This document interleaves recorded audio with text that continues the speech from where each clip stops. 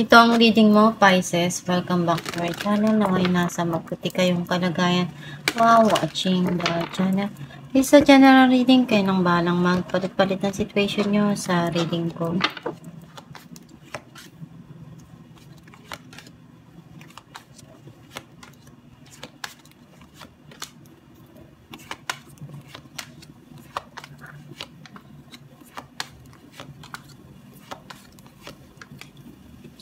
At the bottom of the deck, the Empress. Ang nasisense ko na energy mo, nakikita ko na may mga bagay ka dito na binibigay sa sarili mo. Pwedeng pupunta ka ng parlor, nagpapaganda, or bumibili ka ng damit mo or gamit mo na talagang alam mo naman sa sarili mo na magpapasaya sa'yo. Sa Mobyo naman, nakikita ko yung pagmamahal, yung nurturing, and love. Pwedeng pinibigay mo sa sarili mo or sa mga mahal mo sa buhay. Ang mensahe ng card mo, nakikita ko dito na andun yung may mga plano kang gawin pagdating sa pera mo or trabaho na gusto mong makuha. Kasi pinag-iisipan mong mabuti kung ano pa bang hakbang yung pwede mong magawa doon or kailangan na gawin. Andun yung nakikita ko dito na napagod ka na. Kaya gusto mo munang kalimutan yung mga bagay na masakit para sa'yo. Sa Mobyo naman, natatakot kang mag-fail.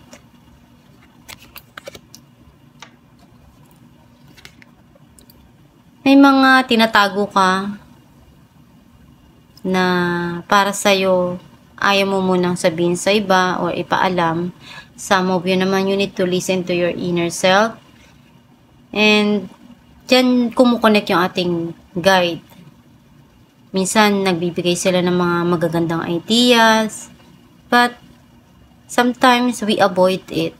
Kasi nga, feeling natin hindi tama, hindi maganda, pero ikaw pa rin kasi magdedesisyon sa mga bagay na gusto mong gawin sa buhay mo. May mga gusto ka ng kalimutan, iwanan.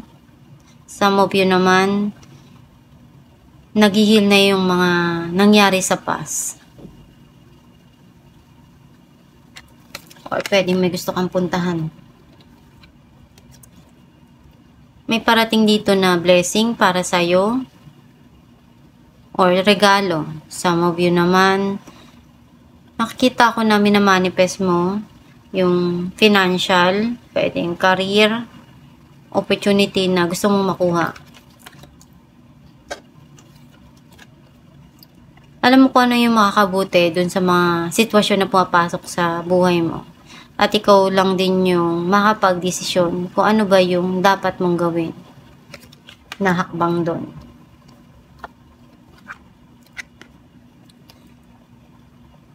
You feel guarded na. Marami kang naranasan na hirap. At kahit anong hirap nun, babangon ka pa rin. Kahit na madapa ka pa ng ilang beses. Kasi alam mo sa sarili mo na hindi ka susuko eh.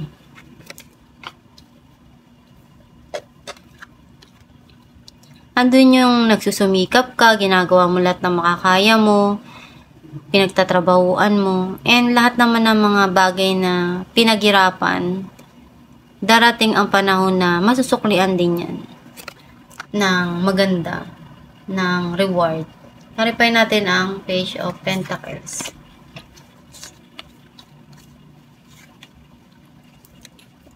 Four of Wands and Two of Swords. Meron ditong prosperity na parating. And meron kang crossroad na pagdadaanan. Sa Mobyo naman, na-overcome mo na yung pagsubok na nangyari sa buhay mo. And papasok naman yung kasiyahan at prosperity para sa'yo. may mga plano ka dito na hakbang na gusto mong gawin para ma-achieve to. Clarify natin the High Priestess. Ten of Wands and Nine of Cups. Alam mo kung ano yung responsibilidad mo. And ginagawa mo naman lahat ng mga kaya mo doon. Andun yung binibigay mo. And also, nakikita ko dito, nararamdaman mo na kung ano yung bagay na darating para sa'yo. Which is, alam mong gustong-gusto mo to. Ibibigay at bibigay din yan sa'yo. Kasi, nakita naman nila ng Diyos Ama, ng guide mo na binigay mo lahat ng makakaya mo eh. Naging responsable ka. And masaya ka naman kung ano yung mga bagay na nagagawa mo. Clarify natin na Ace of Pentacles.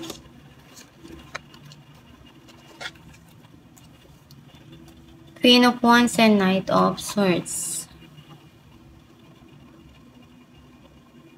And nakikita ko dito na someone wants to talk to you.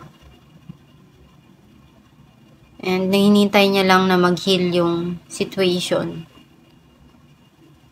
Itong tao na to pwedeng gusto niyang mag-offer sa'yo. Sa move yun naman nakita ko dito na gusto mong pakawalan yung sarili mo dun sa responsibilidad na iniatang sa'yo.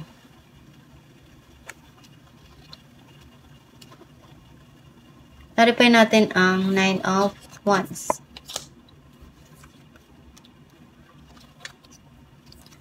Nine of Swords and Justice. Maraming gumugulo sa isipan mo. Sometimes ay stress ka. And may mga justice ka ditong hinihiling or iniisip. Some of you need to balance para hindi ka masyadong mapagod, may stress. Kung ano man yung mga bagay na nangyari sa'yo sa nakaraan, you need to think. And, alam mo yung mag-manifest ka ng gusto mo na makapagpasaya sa puso mo. Mag-meditate ka para ma-release mo yung mga negative na hindi maganda. Isipin mo lang yung mga bagay na may pagmamahal at naging maganda yung dulot nun sa buhay mo. Yung mga negative, isipin mong isa siyang challenge para sa'yo na yun yung way para maging strong ka. Kaya wag kang magpapatalo. Clarify natin ang Ten of Swords. Page of Cups and the Tower.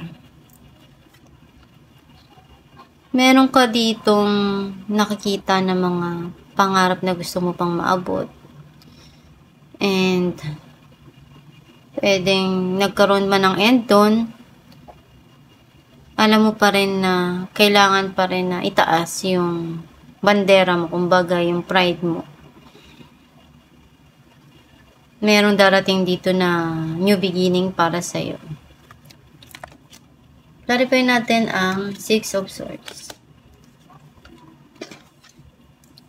Queen of Pentacles and the Sun.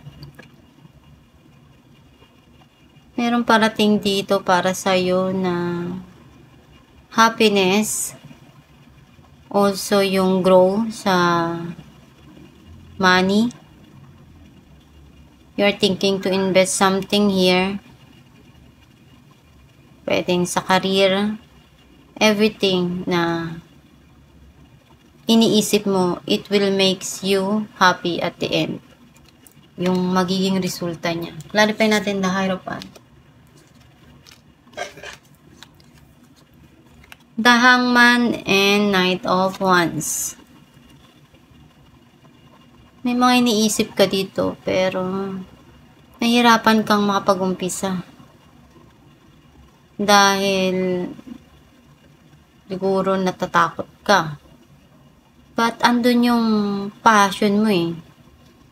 Once na makita mo yung way kung paano ba yun, nakikita ko naman na magiging maganda yung dulot or kahinatnan. Some of you naman, pwedeng may marriage na involved dito.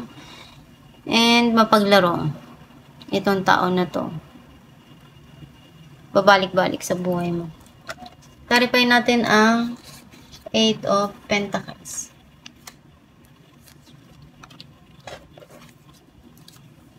Two of Swords and Death.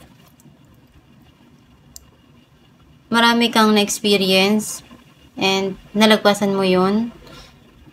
May parating dito na malaking changes sa buhay mo. And connected siya sa pera. Alamin natin kung ano mensahe ng yung gabay.